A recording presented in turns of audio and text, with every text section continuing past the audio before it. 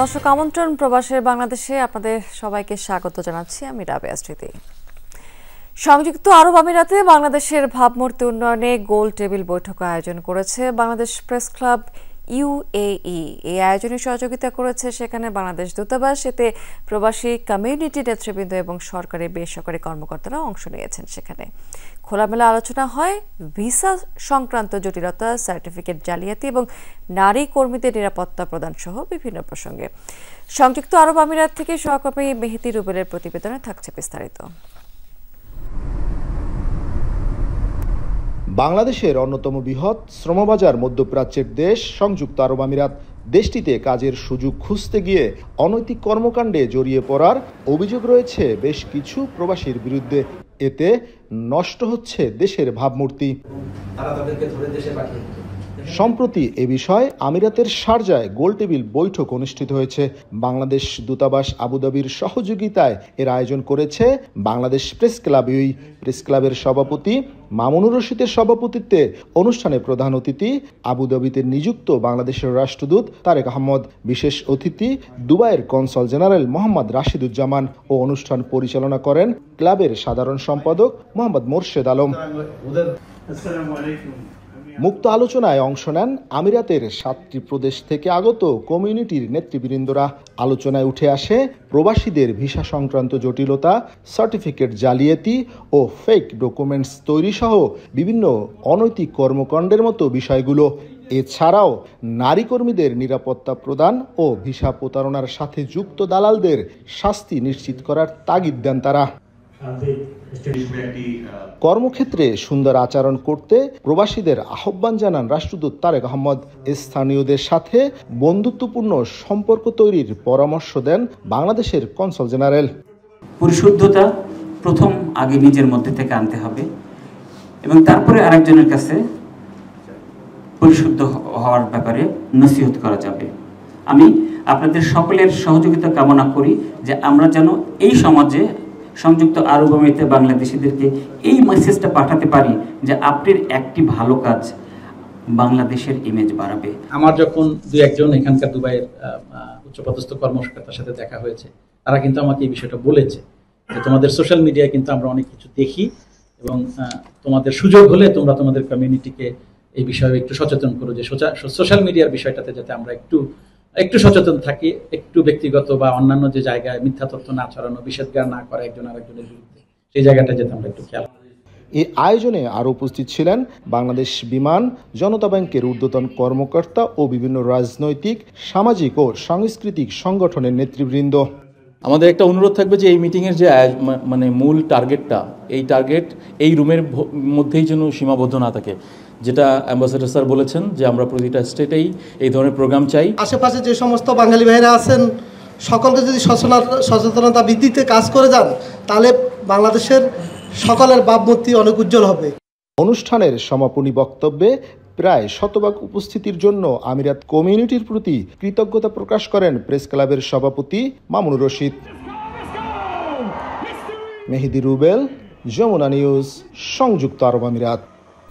সনাতন ধর্মাবলম্বীদের প্রধান ধর্মীয় উৎসব দুর্গাপূজা সফলভাবে আয়োজনের লক্ষ্যে বাহরাইনে অনুষ্ঠিত হয়েছে মত বিনিময় সভা। শুক্রবার রাজধানী মানামার একটি রেস্তোরাঁর আয়োজন করে বাংলাদেশ জাতীয় হিন্দু মহাজোট বাহরাইন শাখা। সভাপতিত্ব করেন সেখানে নির্বাহী সভাপতি তারেশ সূত্রধর।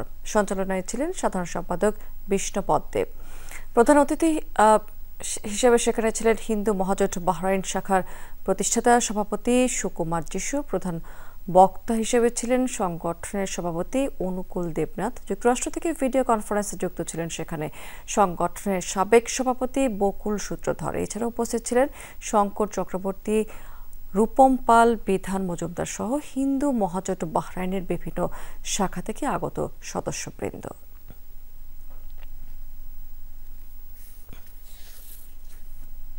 আমাদের প্রস্তুতি মিটিং সম্পূর্ণ সুন্দর এবং সফলভাবে হয়েছে। আমরা আশাবাদী তাদের পূজা আমরা সুন্দর এবং সফলভাবে করতে পারবো। বাহরাইনস্থ সকল সনাতনীদেরকে নিমন্ত্রণ জানাচ্ছি আগামী 2025 সাল আমাদের শারদীয় দুর্গোৎসবে অংশগ্রহণ করার জন্য। আমরা অষ্টমবারের মতো শারদীয় দুর্গোৎসব 2025 করতে যাচ্ছি। আপনাদের সবাইকে বাহরাইন হিন্দু মহাজোটের পক্ষ থেকে অগ্রিম শারদীয় শুভেচ্ছা অভিনন্দন। গুম ইস্যুতে আলোচনা সভা হয়েছে জাপানে। সাইতামায় অনুষ্ঠিত হয়েছে ব্যারিস্টার আরমানের আয়না ঘরে বন্দি দশার দুষ্কৃতি নিয়ে বৈঠক। ইসলামিক মিশন জাপানের উদ্যোগে হয় এই অনুষ্ঠানটিতে সভাপতিত্ব করেন সেখানে সংগঠনটির সভাপতি হাফেজ মাওলানা সাব্বির আহমেদ। 8 বছরের আয়নাঘর জীবনের দুঃসহ অভিজ্ঞতার বর্ণনা দেন আসন্ন নির্বাচনে ঢাকা 14 আসনের জামায়াত মনোনীত প্রার্থী ব্যারিস্টার আরমান। অনুষ্ঠানে টোকিও সহ আশেপাশের বিভিন্ন শহর থেকে অংশ নিয়েছেন বহু প্রবাসী বাংলাদেশি পরিবার।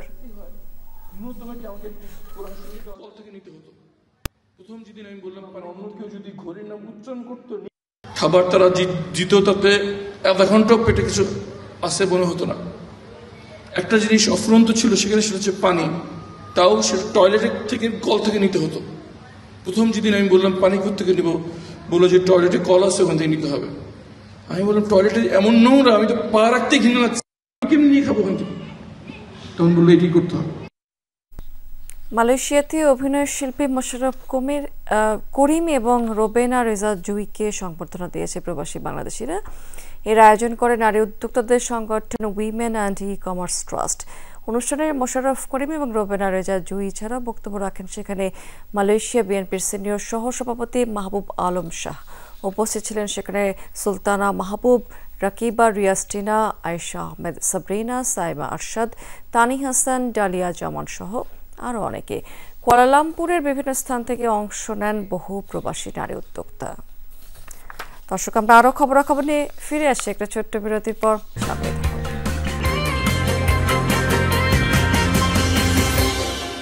দক্ষিণ আফ্রিকায় কার্যক্রম শুরু করেছে প্রবাসী ব্যবসায়ীদের সংগঠন Bangladesh South Africa chamber of commerce and industry. জোহানেসবার্গে ফিতা কেটে এই সংগঠনের কার্যক্রমের আনুষ্ঠানিক সূচনা করেন সংশ্লিষ্টরা। এই সময় আয়োজিত হয় সেখানে আলোচনা সভায় এতে সভাপতিত্ব করেন চেম্বার অফ কমার্সের সভাপতি অ্যাডভোকেট আফরোজ উদ্দিন। বক্তব্য রেখেছেন সেখানে বাংলাদেশ পরিষদ অর্গানাইজেশনের ভারপ্রাপ্ত সভাপতি আনিস রহমান, সাধারণ সম্পাদক মমিনুল হক এবং আব্দুল মতিন ভূঁইয়া সহ আরও অনেকে। বক্তারা এই সময় বলেছেন এই প্ল্যাটফর্মের মাধ্যমে দক্ষিণ আফ্রিকার সাথে বাংলাদেশের আমদানি রফতানি আরও সহজ হবে, একই সাথে সৃষ্টি হবে বাংলাদেশি পণ্যের বাজার। পর্তুগালে বিএনপির প্রতিষ্ঠাবার্ষিকী উপলক্ষে আলোচনা সভার আয়োজন করেছে পর্তুগাল বিএনপির নেতাকর্মীরা। অনুষ্ঠানে সভাপতিত্ব করেন পর্তুগাল বিএনপির যুগ্ম আহ্বায়ক আজমল আহমেদ, সঞ্চালনা করেন যুগ্ম আহ্বায়ক শামসুজ্জামান। অনুষ্ঠানের প্রধান অতিথি হিসেবে সেখানে ছিলেন বিএনপি চেয়ারপারসন খালেদা জিয়ার উপদেষ্টা জনাব মাহিদুর রহমান। বক্তব্যে দলের প্রতিষ্ঠাতা এবং সাবেক রাষ্ট্রপতি জিয়াউর রহমানকে শ্রদ্ধার সাথে স্মরণ করেন তিনি। আলোচনা সভায় প্রধান বক্তা হিসেবে ছিলেন আহ্বায়ক আবু ইউসুফ তালুকদার। বিশেষ অতিথি হিসেবে বক্তব্য রেখেছেন সেখানে পর্তুগাল বিএনপির সদস্য সচিব সাইফ আহমেদ সুইট। আরও বক্তব্য রেখেছেন যুগ্ম আহ্বায়ক শামসুজ্জামান, যুগ্ম আহ্বায়ক মিজানুর রহমান, এম কে নাসির এবং শফিক চৌধুরী সহ আরও অনেক নেতাকর্মী।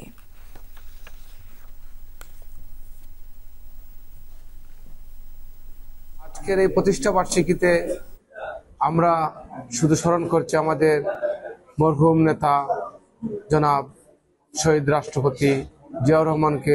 বেগম খালেদা জিয়ার রোগ মুক্তির জন্য কামনা করছি এবং আগামী রাষ্ট্রনায়ক জনাব তারেক রহমান সুস্থভাবে যেন দেশে ফিরে যেতে পারেন।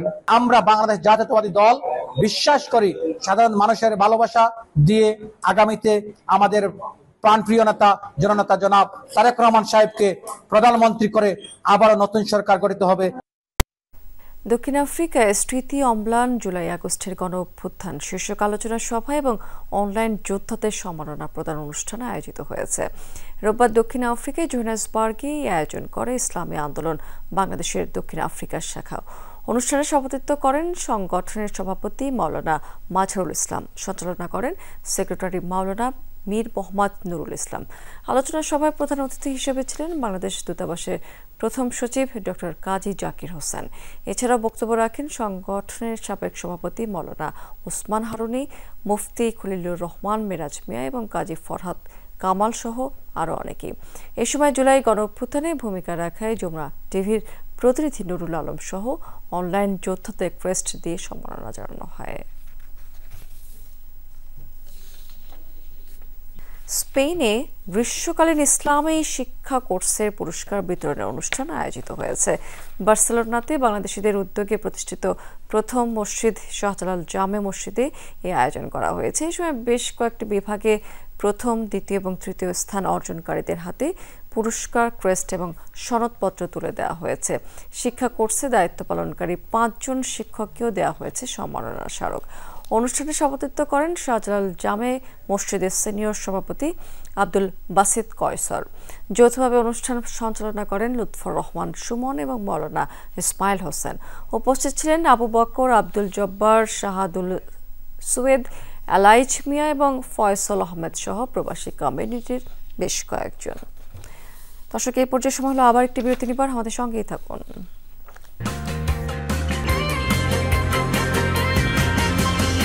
দর্শক, আবারও আমন্ত্রণ, দেখছেন প্রবাসের বাংলাদেশে। সিরিজের দ্বিতীয় টি-20তে নেদারল্যান্ডসকে 9 উইকেটে হারিয়ে 1 ম্যাচ হাতে রেখে সিরিজ নিশ্চিত করল বাংলাদেশ।